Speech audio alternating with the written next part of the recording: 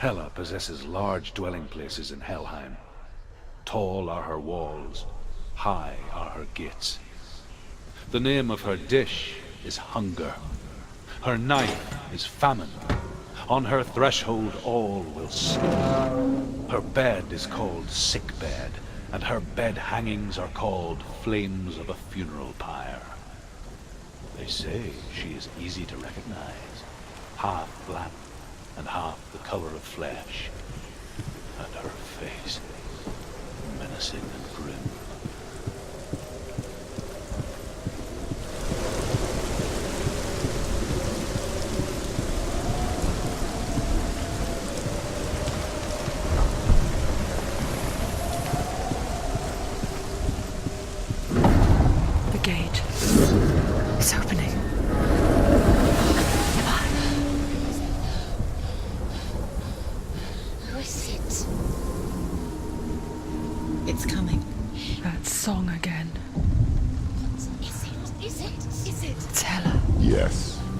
Source of the darkness. It's coming. This is your moment.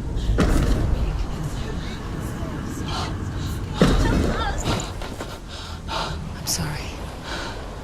I can't watch this. What are you doing? You're showing weakness. You're not a warrior. You're a disgrace. The gods will punish you for this. Get up. Pick up the sword. Pick it up. Fight the darkness. Fight it. Get up. Get up. Get up and fight.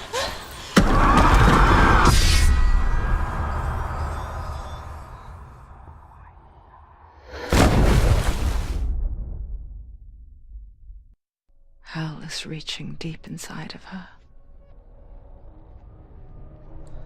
Stormy seas and lost souls. She's dreamt of this before. They say dreams are visions of our memories, thoughts, and fears, as seen by our inner eye. But what if each one of us is always dreaming, even when awake? And we only see what our inner eye creates for us. Is this what hell is?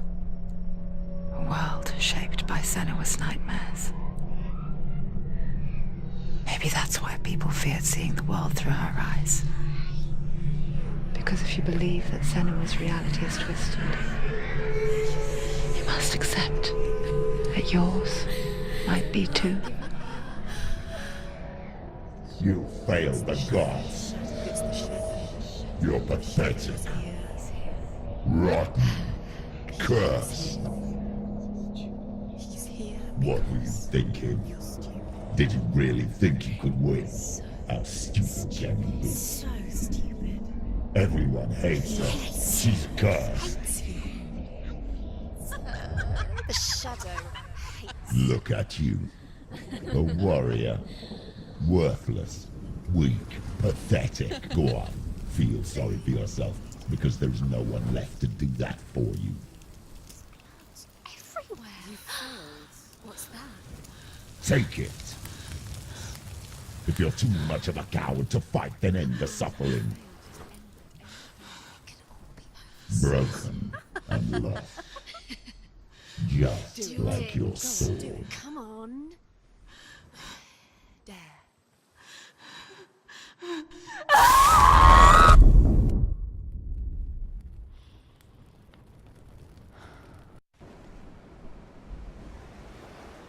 Why go on when you give everything and face that which torments you, only to find that it is worse than you could have imagined? Why go on? Is it really so weak to ask this? Or are we just so afraid of the honest answer that we do not dare pose the question? Sometimes the answer lies in a memory, a feeling, a song.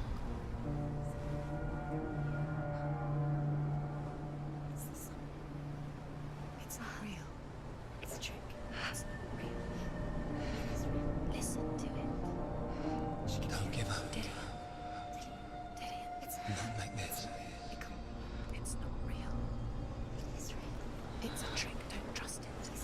Maybe you're already dead. Who are you? Do you still believe in me, Shadow? No, it's Enough. It's a trick. It's a trick. He's already dead. He can't be here. It's impossible.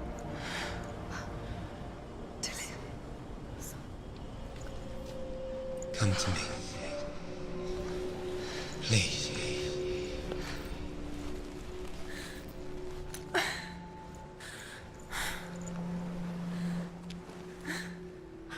light.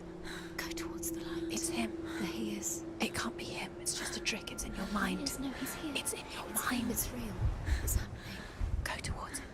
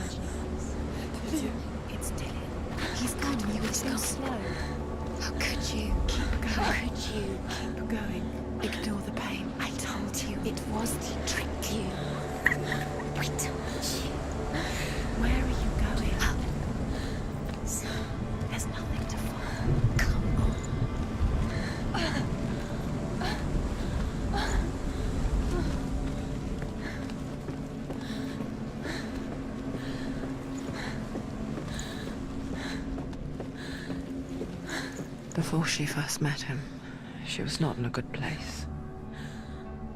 Just a teenager, but not like the others. Barely functioning, she rarely left the house. Her father's in-bell made sure of that.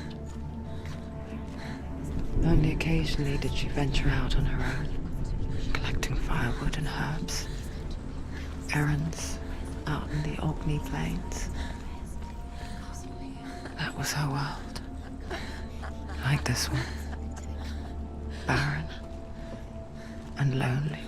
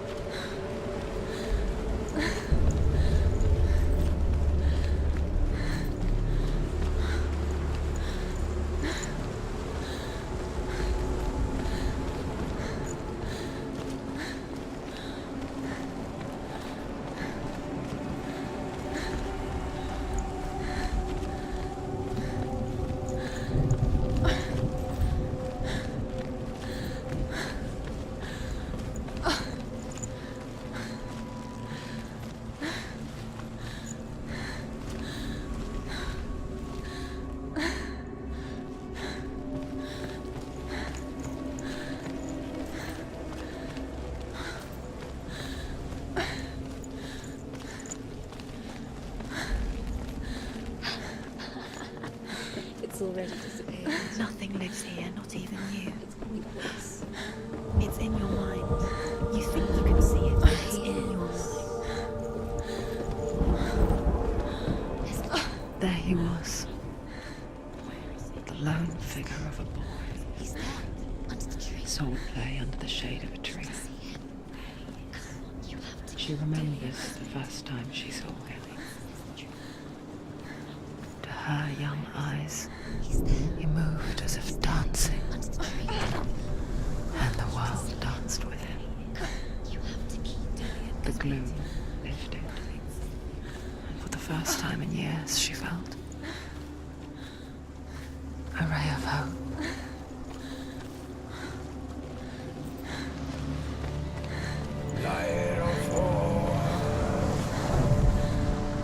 The Northmen tell of a great hero. His name is Sigmund. His father's hall was built around a great tree, and one day, Odin comes and thrusts a sword into the tree, a gift to whomever can release it. Many try, but the sword only comes out at Sigmund's touch. His brother-in-law, King Siggeir, wants it, but Sigmund refuses him, so King Siggeir plots revenge. He invites Sigmund and his brothers to a feast.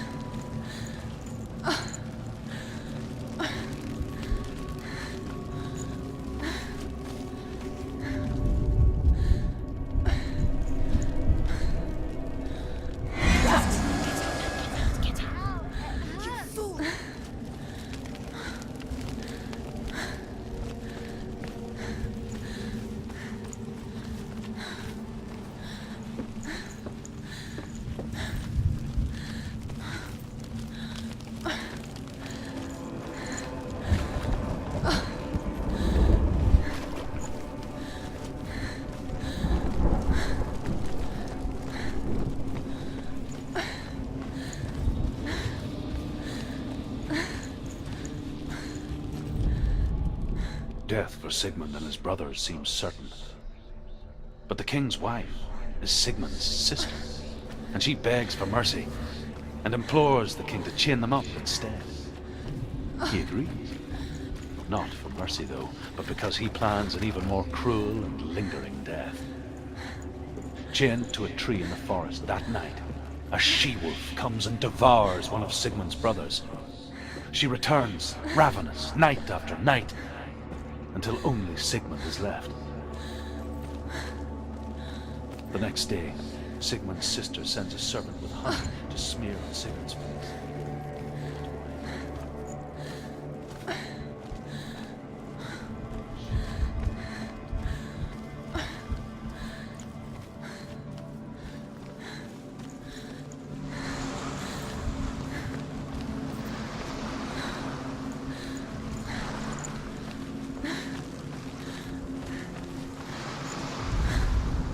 As the she-wolf licks the sweet honey from Sigmund's face, he bites the wolf's tongue.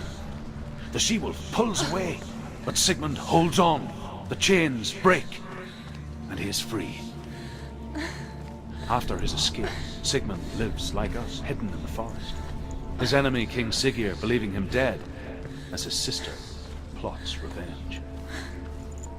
And for vengeance to succeed, even the great Sigmund needs help. So she sends her sons to them. But their blood is weak and corrupted, and they're put to death in Siggeir. So his sister approaches him. One that is cruel and hard.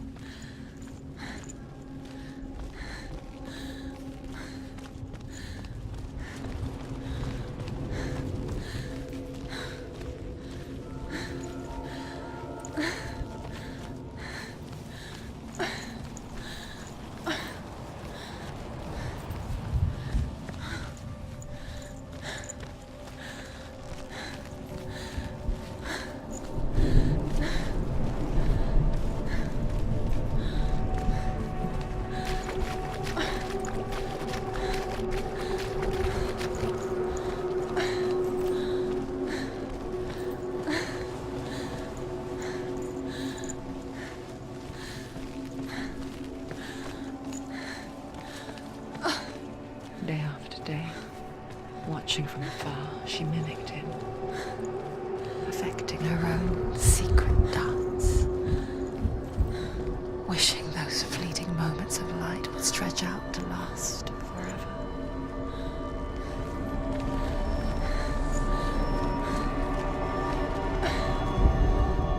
Sigmund's sister trades shapes with a sorceress, and in disguise, she lies with her own brother.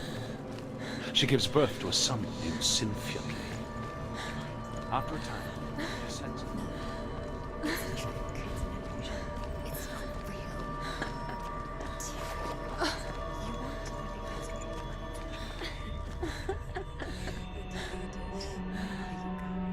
where is she going? What is she following? You can't even fight. It's just deception. How does he so effortlessly court the world and bliss? If only she could do the same. See the world through eyes anew and dance with it, just like he does.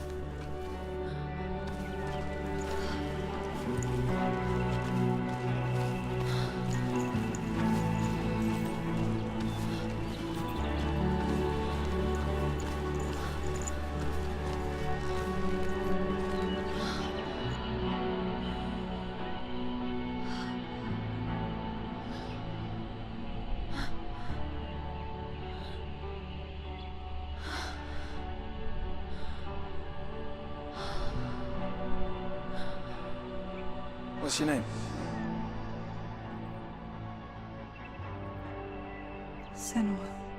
I haven't seen you before. I don't leave home much. Oh, Zeno's daughter. I have to go. Wait. Who taught you to fight like that? No one. No one. Well, I watched you, and You learnt all of that from watching me? You should become a warrior, you know. me? I'm Dillian. I'm here for the warrior trials. Just come and watch. And bring your sword. You can't put it into words. That moment when you look into the eyes of the one who's supposed to reassure you, make you feel safe. It only takes an instant. Fear swallows you before you have a chance to make sense of it. And darkness becomes a part of who you are.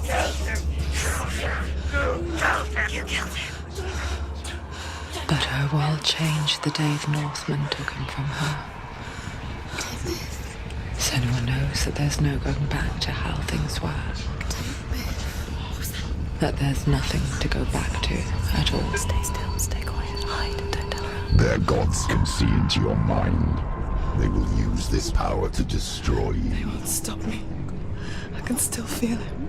Whatever's left of him, they will never let him go. I'm not gonna let him rot here. You're the one rotting here. Leave me alone. You will die here. No. And all your suffering will have been for nothing. Shut up!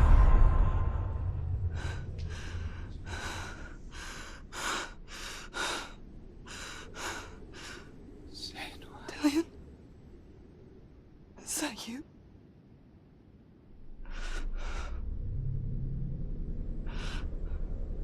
I'll find you, my love. I promise.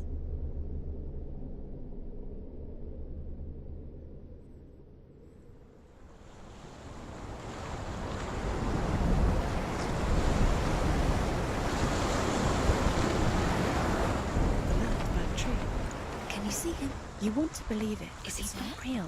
Is he there? You're alone in these mountains. Is that Dillian? Nothing lives here. You won't survive. You met him by the tree. She met him by the tree. Maybe it's a sign, the tree.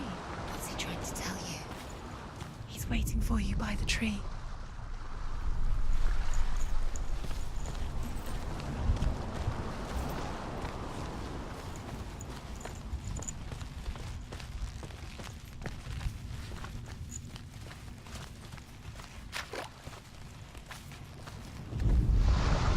As Sigmund and Sinfjotli are being buried alive, Sigmund's sister throws an armful of straw into the grave mound.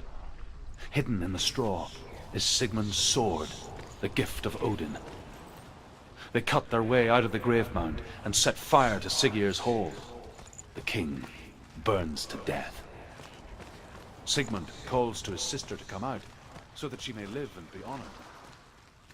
She does come, but only to tell him.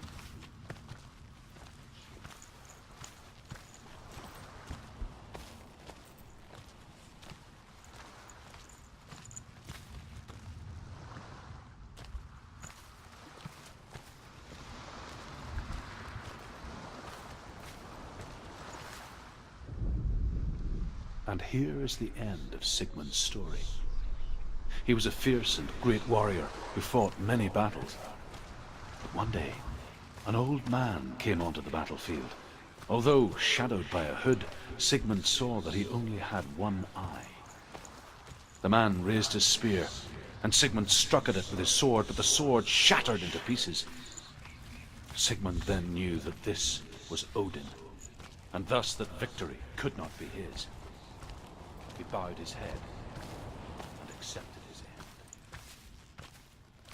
Dying, he tells his wife that she will be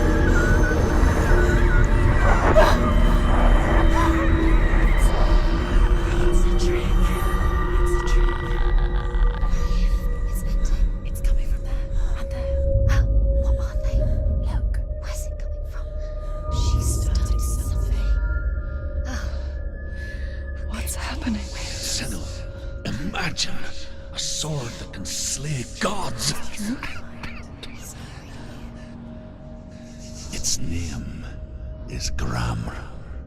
It was forged by the god of all Northmen, Odin, and gifted to Sigmund, a great warrior. I need this sword. It's important. Can you help me? The sword appears whole, but it is an illusion. It shattered into shards long ago. It is said a great warrior can reforge Gramr by answering the trials of Odin, one for each shard. The roots of the Tree of Death will take you to new lands where you will face the trials. Go to the shards. Go to the shard. Go to the shards. What's the shard? Find it. It's the metal runestones.